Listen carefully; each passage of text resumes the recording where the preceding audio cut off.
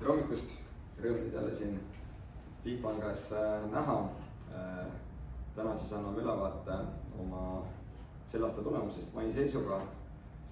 Artur räägib natuke sellest, et miks on inimestel põhjust võib-olla säästmise asemel inflatsioonilises keskkonnas pigem laenu võtta.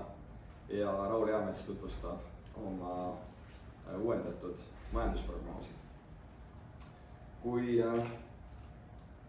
vaatame siis maikuud, siis taaskord saab tõdeda, et tegime tugeva tulemuse. Kasum mais üle 4 miljoni euro ja võrreldes eelmise aasta maiga on see märkimisväärselt suurem. Eelmise aasta mais oli 3,4 miljonit. Mis lõpuks on selle kasumi kasvu taga, on selgelt ärimahtude kasv. On siis laenuportfell kasvanud üle 500 miljoni euro. Year on year sarnaselt ka hoiuseportfell ja tänu sellele on selgelt suuremad ka netointressitulud.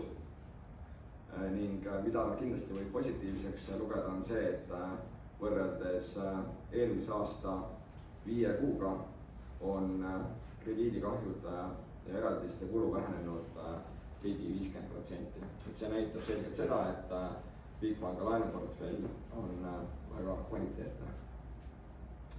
Ja kokku oleme siis selle aasta 5 kuuga teeninud 15,7 miljonit eurot, mida on küll grammike vähem kui eelmine aasta, aga erinevus tuleb siis sellest, et selle aastal tegime esimeses kvartalis ka oma maaportfellis siis natukene 2 miljoni euro siis kinnisvara väärtuse langetust seoses sellega, et põllumaa hinnad turul olid langenud. Ja kui me vaatame ainult pangatulemust, siis pangatulemus on selgelt parem kui eelmisel aastal.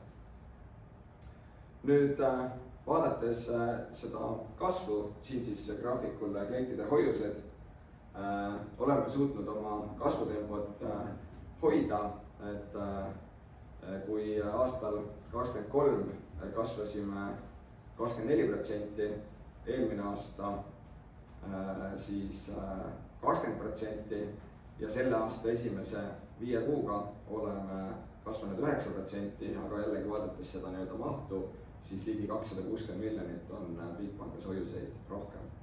Peamine kasv tuleb ikkagi nii-öelda suurtest riikidest, Saksamaa ja Holland, aga samamoodi on siis kasvamas hoiused tugevalt Eestis ja Soomes. Kui vaatame laenuportfelli, siis ka laenuportfelli kasv on olnud kindlasti Eesti pankadest üks kiiremaid. Alates 2023. aastast siis kasvasime 32%, 2025. aastal võrreldes 2024. aastaga 23%, aga selle aasta esimese 5 kuuga oleme oma laenuportfelli siis 9% võrra kasvatanud, mis on siis mahus 244 miljonit eurot. Ja lähikuudel ületame siis jälle järgmise olulise verstaposti, et Bigbanka laenuportfell ületab kohe 3 miljardi piiri. Kui vaatame seda, et kus meil peamine kasv tuleb, siis tegelikult peamine kasv on pärit ärilaenudest. Ärilaenude portfell on juba pea 1,2 miljardit eurot ja järgmised 2 suurt äriliini on siis tarbimislaenud ja kodulaenud ja tõenäoliselt ikkagi selle aasta jooksul ka kodulaenude portfell möödub tarbimislaenude portfellist. Kõige rohkem oleme kindlasti kasvanud Eestis ja Leedus, aga ka Läti omab meie portfellist olulist osa, seejärel juba Soome ja Bulgaaria täna veel marginaalse osaga ja seal nii-öelda tegeleme ka sellega, et saada oma ärimudel paika. Kiirelt on kasvamas seal hoiuse portfell, aga ka tarbimisfinantseerimise portfelli kasutamisega tegeleme. Nüüd, mis siis kõige võib-olla suurem muutus on olnud see, et Bigbank on siis tugevalt sisenenud ka arvelduskontode turule ja meil on siis tänaseks üle 37 000 arvelduskontoga kliendi. Ma arvan, et see on olnud väga hea kasv, nendest 60% on meil Eestis ja Leedus 25%, Lätis 15%. Uue suunana oleme alustanud siis oma arvelduskonto teenuse pakkumist äriklientidele. Tänaseks on meil juba Eestis üle 500 ärikliendi, kes on arvelduskonto avanud ja tegelikult me ei ole veel sellest avalikult rääkinud. Ja nüüd mõni nädal tagasi avasime ka arvelduskonto teenuse oma äriklientidele Lätis ning kohe-kohe avame selle ka Leedus. Ehk siis, kui me vaatame seda, mida Bigbank oma arvelduskonto klientidele pakub, siis pakume selgelt turu parimaid tingimusi. Mida see tähendab, on see, et me oleme ainukene pank, kes ikkagi nõudmiseni hoiusel, ehk siis sellele rahale, mis see saab teie arvelduskontol, pakume mõistlikku intressi. Bigbanki pakkumine on 2% intressikonto jäägit ja see ei ole kuidagi piiritud sellega, et kui palju raha ta seal arvelduskontol parasjagu hoiab, et kas see on 100 eurot, on see 1000 eurot, 10 000 või 100 000 eurot.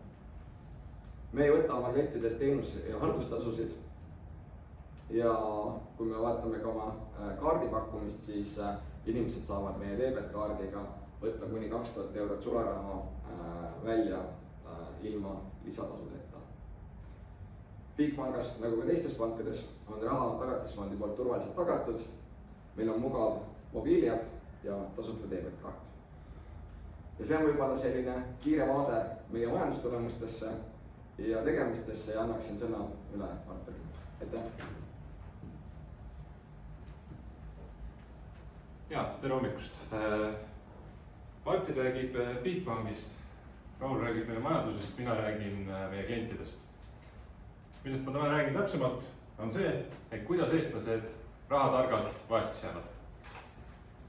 Rahatarkus, mida meile õpetatakse, on tavaliselt selline. Rahatark inimene säästab võimalikult palju ja laenab võimalikult vähe. Vaatame, kuhu sellega välja jõuda, kui vaadata tänast majanduskeskkonda. Kõigepealt säästmisest. Keskmisel Eesti inimesel on nõudmiseni hoiusel 6600 eurot. Kui see 6600 eurot on täna tal kodupangas, mille all ma pean silmas siis kõiki universaalpankasid peale Bigbanki, siis ta teenib selle raha pealt 0,01%. Bigbankis, nagu Martin mainis, teenib 2%, aga kui me vaatame viimase 5 aasta keskmist inflatsiooni, siis see on olnud 8,3%. 8,3% inflatsiooni tähendab, et kui me arvestame tänast raha ostujõudu, siis 5 aasta pärast on sellest alles 4400 eurot, 15 aasta pärast napilt alla 2000 euro, 30 aasta pärast on 6000 eurost saanud 600 eurot. Põhimõtteliselt kõik raha on ära lahustunud. Ja kuigi meie pakume 200% kõrgemat intressitootlust inimestele nende igapäevaselt kasutatava raha pealt, siis ka Bigbankis 5500 eurot sellest rahast läheb sisuliselt ostujõu mõttes minema selle aja jooksul. No, 83% võib tunduda, et viimased 5 aastat, eriti arvestades 2022 aastat, on olnudki selline väga tugev inflatsiooniline keskkond. Aga paneme siia kõrvale oluliselt optimistlikuma stsenaariumi. Ütleme, et inflatsioon on edaspidi 3 korda madalam, kui ta täna on. Siis me näeme, et samadel tingimustel saab 30 aastaga 6600 eurost, mis on säästetud, 2900 eurot, ehk siis 3700 eurot raha väärtus ikkagi kukub. Ja Bigbankis kaotab klient siis 1300 eurot samadel tingimustel, aga selge on see, et selle raha eest saab vähem osta, kui saaks täna. Jah, mõned inimesed on ju veel raha targemad, ei hoia mitte raha ainult nõudmiseni hoiusel, vaid raha hoitakse ka säästuhoiustel, tähtajalistel hoiustel. 1/3 eestlaste säästudest ongi sellisel kujul hoiustatud. Ja siis tõsi, teenitakse ka rohkem. Keskmine intress tähtajalistel säästuhoiustel täna Eesti turul on 2,03%. Nii et sisuliselt võite vaadata seda tabelit. Säästmisega Eestis selles keskkonnas rikkaks ei saa. Räägime laenamisest. Keskmine kodulaen, mis täna Eesti turul välja antakse, on suuruses 150 000 eurot. See tähendab 30-aastase laenu puhul laenumakset 746 eurot kuus. nüüd, kui me arvestame selle sama 5 aasta keskmise inflatsiooniga ja raha tänase ostujõuga, siis me näeme, et 20 aasta möödudes maksab inimene tänase raha ostujõu arvestuse juures 150 eurot ainult kuumaksu. Ja kui laenuperioodi saaks pikendada, näiteks 30 aasta lõpuks on see 70%, ja kui jõuda 4 või 50 aastani, siis see on isegi vastavalt 30 või 14 eurot ainult, võrreldes selle 746-ga, kus täna pihta hakatakse. Siin on muidugi oluline piirang. Nimelt Eestis tohib kodulaenu välja anda ainult kuni 30 aastaks. Tegelikult on igal pangal õigus teha sellest ka erandeid 15% ulatuses oma vastava kvartali müügist. Ja siis võib anda ka pikemaks perioodiks. Aga me näeme, et pangad seda eriti ei kasuta, nii et eestlased on täna sunnitud piirduma 30 aastaga. Paneme siia kõrvale olukorra, kui inflatsioon on 3 korda madalam, nagu säästude puhul välja toodud, et tekiks võrdlus, siis on näha, et 30 aastaga üle poole tänasest maksest nii-öelda lahustub lihtsalt inflatsiooni ära. Ja kui pikendada perioodi 50 aasta peale, siis sisuliselt tuleb 190 eurot kuus ainult maksta.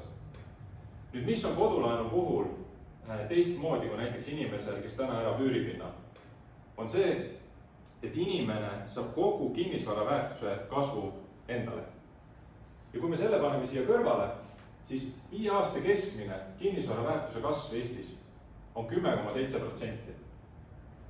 See tähendab, et kui tänane keskmine kodulaen 150 000-ga võtta, osta keskmine kodu Eestis, siis igal kuul kasvab selle kinnisvara väärtus 1338 eurot.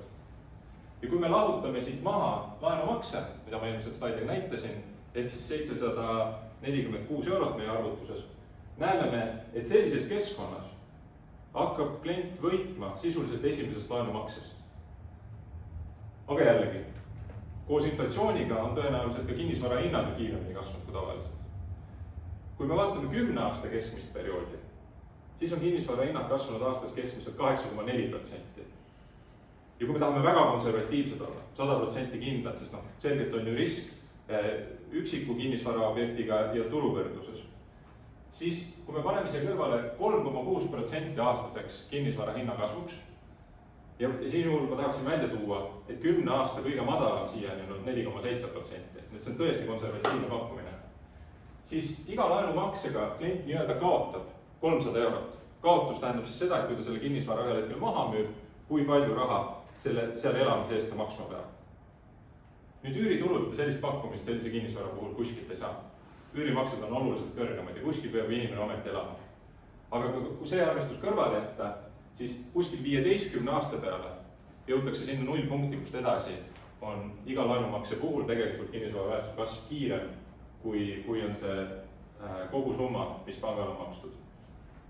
Ja võtame lühidalt kokku need 2 asja, kuidas laenumakse kuine väärtus ajas kukub inimesele tunnetuslikult ja kuidas kinnisvara väärtus tõuseb, siis te märkate siin 2 asja.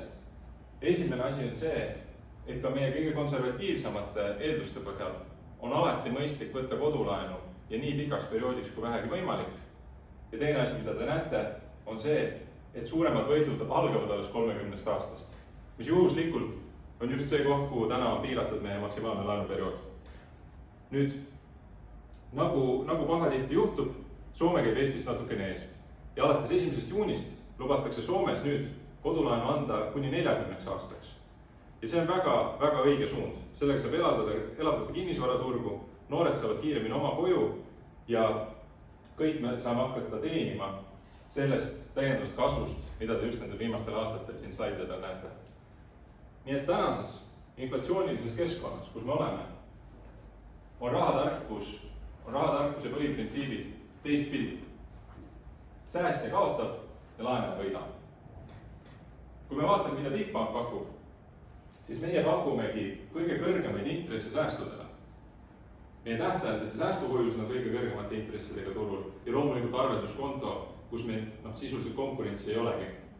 Ja meil on kõige paindlikumad võimalused kodulaenu saamiseks.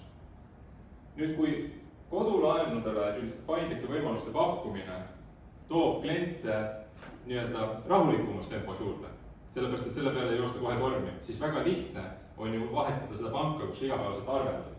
Ja ma nüüd näitaksin, kuidas see on mõjunud meie klientide arvule. Nimelt, kui me siin varasemalt ühe aasta lõikes sai Bigbank juurde kuskil 2000-3000 klienti aastas, siis nüüd te näete, et alates eelmise aasta 4. kvartalist on toimunud väga kiire hüpe. Ja hetkeseisuga kõige viimaste andmete pealt lisandub meil aastas tõenäoliselt 14 000 uut klienti. Kasv on ligi 7-kordistunud. Ja miks see nii on? See on juhtumisi just see kvartal, kui me alustasime oma arvelduskontode avaliku kommunikatsiooniga. Ja see klientide arv hakkas nii kiiresti kasvama, hoolimata sellest, et meil ei olnud sellel hetkel väljas veel isegi debetkaarte mitte. Konto sai avada, raha sai paigutada, aga igapäevased kaardimaksed veel teha ei saanud. See viga sai parandatud aprillikuus, tulime välja oma debetkaardiga ja nüüd on meil universaalpanga mõttes täispakett teenuseid inimesele arveldamiseks olemas. Aga me ei peatunud seal. Kui meie nüüd sisuliselt avalikud sisenemised, mis me siis tegime? Sisenemise. Midagi sellist tegime. Tulime turule, ütleme teistmoodi siis. Sisuliselt tulime turule alles 4. kvartali lõpus, päris tootega alles aprillis, mis on tervik, kus on kõik olemas.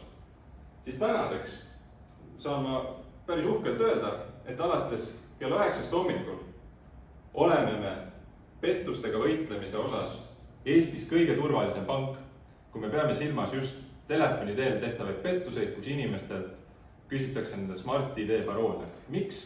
Sest me rakendasime esimese pangana Eestis Smart ID Plus lahenduse, mis tähendab, et telefonitsi ei ole enam võimalik kliendile määrida pähe, et ta teeb mingisugust teistsugust tehingut ja tal on kiiresti vaja koodid sisestada.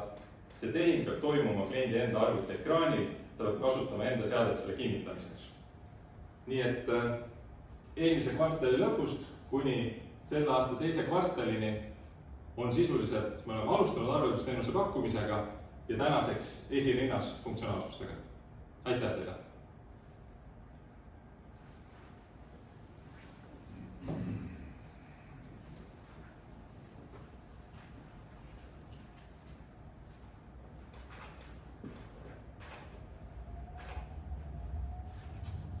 Tervist ka minu poolt ja minu ülesanne on siis natukene rääkida sellest, mis meil tervikuna majanduse sees ootab ja kuidas meie vaade siis selle aasta majandusarengutele on.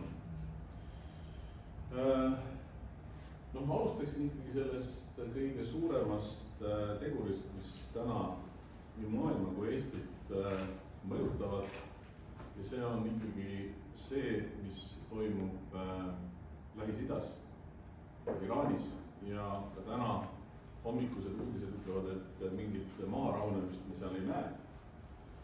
Vastupidi, konflikt jälle kuumeneb, mis tähendab seda, et see naftakriis tegelikult jätkub, Hormuzi väin on jätkuvalt uuesti suletud. Me vaatame nüüd, mis see mõju meil on, siis kohe ma alguses nagu rõhutaksin ära, et arvamus, et see on ajutine ja kiiresti mööduv mõju minu arvates paika ei pea ja ma siin toon ära ka põhjused, miks see nii minu arvates on. Tõsi, me näeme esimese asjana seda, et laias laastus transpordi teenused lähevad kallimaks, autokütus on läinud kallimaks, seda me näeme tanklates. Ja me teame, et logistika ja transport mõjutab neid kõiki, sellest ei saa üle ega ümber. Aga kui me vaatame suuremat pilti, siis tuleb mõju ka kindlasti kaubavahetusel, sest ka laevakütused on läinud oluliselt kallimaks, lennukikütused on kallimaks läinud ja lennukikütuste kallinemine mõjutab omakorda jälle turismi. Ilmselgelt hakkavad lennupiletid siin lähikuudel kallinema. Üks aspekt, millest meil võib-olla on vähe räägitud, on nafta kui tooraine, millest valmistatakse plasti. Kui me mõtleme, mis meie ümber on naftast valmistatud, siis see nimekiri saab olema väga pikk, alates fliisist ja lõpetades kilekottide ja telefoni ümbristega. See tooraine plasti tootmiseks on täna juba kallimaks läinud see täna ei ole jõudnud veel lõpptarbijani. Ta jõuab, ta tuleb teatud viitajaga, sest on olemas toorainevarud ja nii edasi, aga fakt on see, et see mõju jõuab varem või hiljem ka tarbijahindadesse. Järgmine aspekt, mis mõjutab meid rohkem võib-olla sügisel, natukene ka ütleme täna, aga suurem mõju jõuab kohe sügisel, on maagaasi kallinemine. Teatavasti on Katar üks maailma suuremaid gaasitootjaid ja Katari gaasitaristu on täna osaliselt purustatud. Tõsi, see mõjutab rohkem otseses plaanis Aasiat, kes saab oma maagaasi Katarist, aga loomulikult, kui tekib gaasidefitsiit, siis maagaasi hinnad hakkavad kasvama. Ja kindlasti mõjutab see tulevasel kütteperioodil ka Eestit, Balti riike, ka elektritootmist. Euroopas kuskil 20% elektrist valmistatakse gaasijaamades, Itaalias koguni 36%, ehk siis ka elekter kallineb, eriti see elekter, mida siis gaasijaamad valmistavad. Ja üks selline kõrvaprodukt, mille peale kohe ei tule, on heelium, mida kasutatakse kiipide valmistamisel ja Katar täna toodab 35% sellisest heeliumi kogusest maailmas. See kahtlemata hakkab mõjutama ka kiipide tootmist. Ja lõpuks põllumajandus, kui me vaatame maagaas on üks olulisemaid väetiste tootmise tooraineid, ehk siis põllumajandustoodang hakkab kallinema, ühtepidi on kütus kallim, teistpidi lähevad väetised kallimaks ja kokkuvõttes tõstab see toiduainete hinda. Jällegi, suuremad mõjud jõuavad kohale sügisel, sest kevadel on paljudel juba väetised ette ära varutud. Nii et kõik need tegurid kokku pannes on päris selge, et me näeme sellist hinnakasvu kiirenemist. Nii terve see aasta kui ka järgmine aasta, siis need mõjud tulevad päris suure viitajaga ka Eesti majandusse, Euroopa majandusse. Ja ühtepidi, kui hinnad hakkavad tõusma, täna peaks olema Euroopa Keskpanga nõukogu istung, kus suure tõenäosusega teatatakse siis intressi tõusust 0,25% punkti ja suurendatakse või tõstetakse ilmselt ka Euroopa Liidu inflatsiooniprognoose. Nii et kui meil intressid hakkavad tõusma, see vähendab tarbimist, sest et laenumaksed kasvavad, kõrgemad intressid vähendavad investeeringud ja tulemuseks on mõju majanduskasvule, et me kindlasti sellist 2,4% majanduskasvu, nagu me nägime esimeses kvartalis sel aastal rohkem ei näe. Pigem on selline vaikne, loodetavasti positiivne majanduskasv sellel aastal ees ootamas, aga madalam kui paljud sügised prognoosid seda ütlesid. Võib-olla kui sellist positiivset poolt korraks avada, siis kahtlemata suureneb elektriautode ostmine, sest kütus on läinud kallimaks. Ja ütleme, kui nüüd natukene lasta fantaasial lennata, siis ehk võiks maailmas kasvada plasti taaskasutus ja me saame maailma natuke puhtamaks, sest tooraine läheb lihtsalt nii palju kallimaks. Nüüd, kui me vaatame rahvusvahelisi sellist suurt pilti majanduskasvu prognoose sügisel, see on siis IMF-i tulp ja kõige värskem OECD prognoos, mis nüüd tuli juunis, siis me näeme, et enamike riikide puhul, välja arvatud Hiina ja India, on neid majanduskasvu prognoose allapoole korrigeeritud, ehk siis tõmmatud majanduskasvu aeglasemaks. Riskistsenaariumid on isegi veel madalamaid prognoose välja toonud, aga ütleme Euroopa majanduskasvu prognoos viimane 0,8%, Saksamaa 0,7%, USA-s 2% ja maailm 3,1-2,8 peale, mis on ka päris oluline allapoole korrigeerimine. Nüüd, kui vaadata natuke sisse riskistsenaariumitesse, mis on siin Euroopa Keskpanga riskistsenaariumid, Standard & Poor's USA kohta ja Infoinstituut Saksamaa kohta. Ehk siis, kui see nafta hind jääb jätkuvalt kõrgeks, ma vaatasin hetkel, ta on seal 92-3 dollari juures, aga kui ta jääb sinna 100 ja plussi ja peale siin lähikuudel või tõuseb sinna, siis Euroopa Keskpank prognoosis euroala riskistsenaariumis inflatsiooniks 4,4, USA-s isegi 5%. Eile tuli informatsioon USA inflatsioonimäära kohta eelmine kuu, inflatsioon oli kiirenenud 4,3% peale, nii et see 5% ei pruugi üldse utoopiline olla.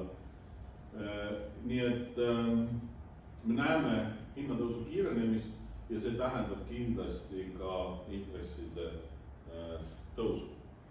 Siin on üks OECD varasem joonis, mis on oluline võib-olla sellepärast, et kui me vaatame neid oranžid tulpasid, ehk siis 27. aasta prognoosis, me näeme tegelikult, et ja need tulbad näitavad nüüd, kui palju majanduskasv vasakul pool ja paremal pool siis tarbijahinnad vastavad siis kas hinnad tõusevad rohkem või majandus langeb rohkem, kui sellised negatiivsed kriisistsenaariumid realiseeruvad.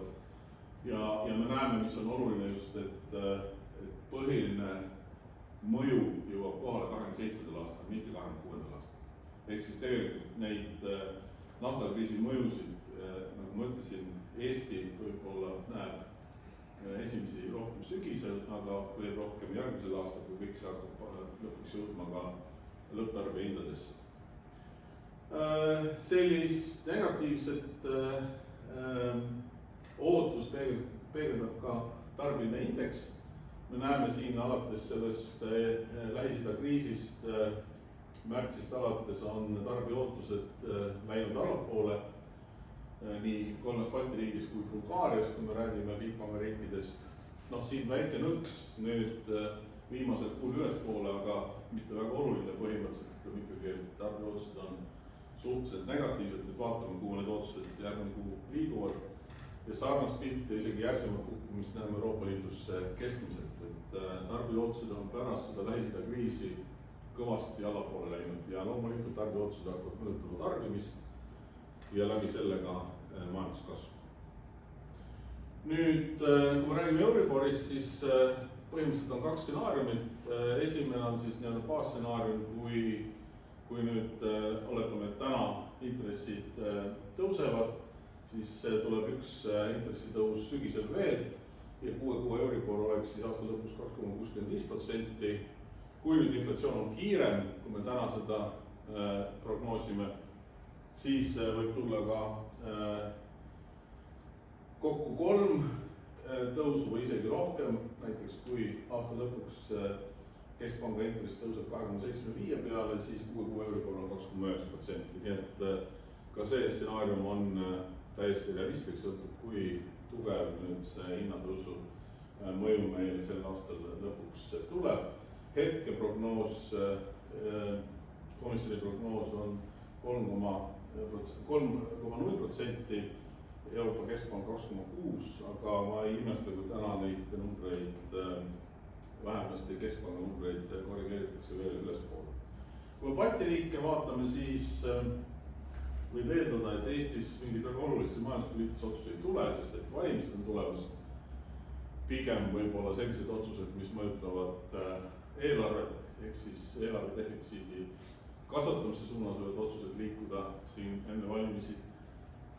Meie kaubanduspartneritest Rootsi ja Leedu on kasvulainel, Leedu võib-olla isegi vähem Rootsi isegi vähem viimaste prognooside järgi, Leedu on väga positiivsed kasvunumbrid. Soomel läheb suhteliselt kehvasti ja palgakasvu veab avalik sektor, mis tõmbab järgi ka erasektori palgakasvu.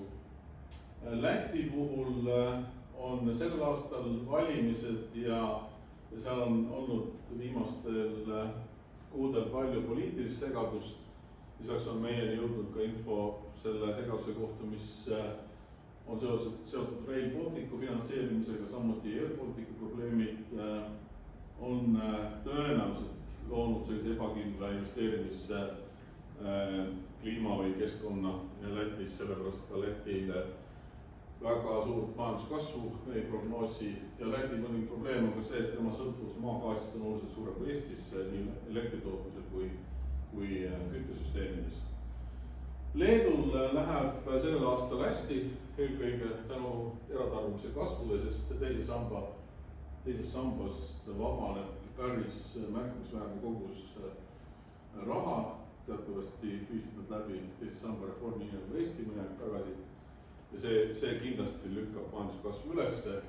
Samuti Poola, kui Leedu üks olulisemaid kaubanduspartnereid, Poola majandusel läheb hästi. Nii et kui numbritest rääkida, siis põhimõtteliselt võrreldes nüüd jaanuaris tehtud prognoosiga on nii Eesti kui Läti prognoos allapoole korrigeeritud. Eesti majanduskasvuks 1,7%, Lätis 1,5% sellel aastal. Inflatsioon on tänu naftakriisile 5% ümbruses Lätis ja Leedus, Lätis ja Eestis ja tööpuudus väga palju ei kasva. Eestis 7,1% keskmiselt, Lätis 6,9%, palgakasvud on seal 6% ümbruses. Leedu näitajad on majanduskasvu mõttes positiivsemad, 3,1%, inflatsioon on kõrge, 5,5%, sest väga palju eraraha tuleb, pensioniraha tuleb tarbimisse, tööpuudus 6,9% ja palgakasvuks koguni 8%, mis teistpidi lükkab ka tagant jällegi uut inflatsiooni lainet. Ja nagu ma ütlesin, siis 6 kuu Euribor praeguste plaanide ja prognooside järgi 2,65%. Nüüd siia panin kõrvale lihtsalt ka Soome sellise riskistsenaariumi, et Soome majandus kasvab selle aastal 0,4%, inflatsioon 2,6%. Kui see nii on, siis on see kindlasti halb uudis Eestile, sest et Soome majanduse käekäigus sõltub väga palju ka Eesti majanduse käekäik. Ja kokkuvõttes Lähis-Ida kriisi mõju on pikemaajalisem, kui me seda tegelikult ootame või loodame. Ja me näeme tegelikult neid tõsisemaid tagajärgi alles sügisel ja ilmselt ka järgmisel aastal. Balti riikides kõige kiirema kasvuga on Leedu, edasi tuleb Läti ja edasi tuleb Eesti ja siis Läti. On selge see, et sellises inflatsioonilises keskkonnas hakkavad intressid kasvama. Täna on raske öelda, kas tuleb kokku 2 või 3 intressi tõusu. Ja vaadates nüüd neid prognoose, siis hinnatõus on ilmselgelt kiirem kui on intresside tõus, mis tähendab seda, et pikas vaates on intressid negatiivsed ja selle tõttu ma kordan üle selle, mida ütles Artur just oma ettekandes, et negatiivsete reaalintresside tingimustes on mõistlik säästa. Ei ole mõistlik, negatiivsete intresside tingimustes ei ole mõistlik lihtsalt niisama säästa, kui inimesed tahavad säästa pikemaajaliselt, siis on mõistlik säästa sellistesse varadesse, mis on inflatsiooni kindlad ehk siis mille väärtus tõuseb koos üldise hinnatõusuga ja laenamine on majanduslikult tasuv, sest raha väärtus ajas väheneb ehk tagasimakstava